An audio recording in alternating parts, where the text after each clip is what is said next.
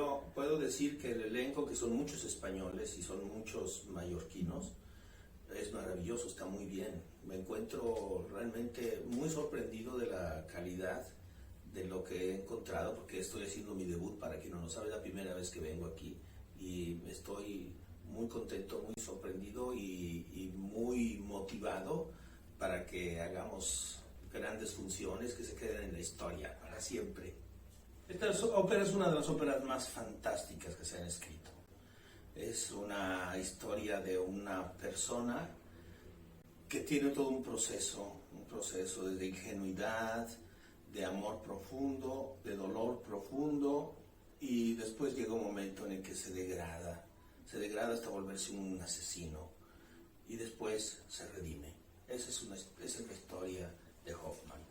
Lo mejor que puede pasar es que vengan a verla, porque se van a llevar muchas sorpresas, no nada más porque la música está muy bien hecha y es muy variada, desde muy romántica hasta alegre, hasta triste, y que además está muy bien dirigida por la maestra.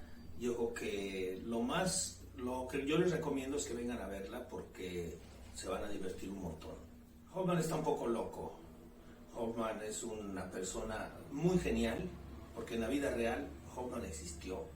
Para los que no sabían, y Hoffmann existió. Hoffmann era arquitecto, escritor, dibujante, pintor, poeta, compositor, director de orquesta. Todo eso era él. Entonces, claro, era una mente superdotada que tenía sus dejos de locura.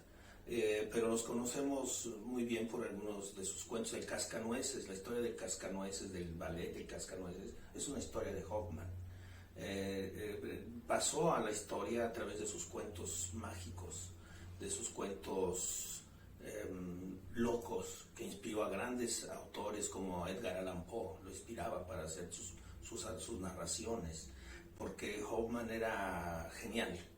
Y esta es la historia. Yo soy ese personaje, soy un personaje genial, que ama, que sufre, que tiene violencia también cuando tiene que tenerla. Es una persona reactiva, es una persona reactiva, es una persona como podemos ser cualquiera de nosotros.